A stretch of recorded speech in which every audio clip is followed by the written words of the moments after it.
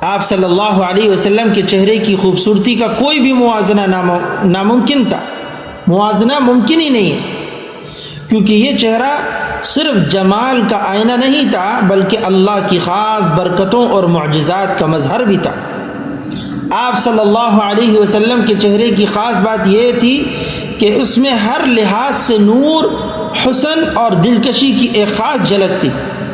آپ صلی اللہ علیہ وسلم کے چہرے کی یہ معجزاتی کشش لوگوں کو اسلام کی طرف مائل کرنے کا سبب بنتی تھی اور لوگوں کے اطمینان قلب اور ایمان لذت کا ذریعہ بنتی تھی۔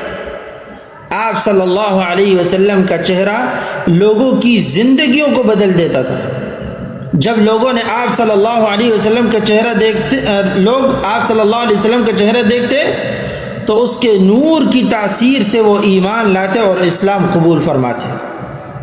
نبی صلی اللہ علیہ وسلم کا چہرہ مبارک خود ایک معجزہ تھا جس میں بے شمار برکات اور آپ صلی اللہ علیہ وسلم کی صداقت کی نشانیاں موجود تھیں۔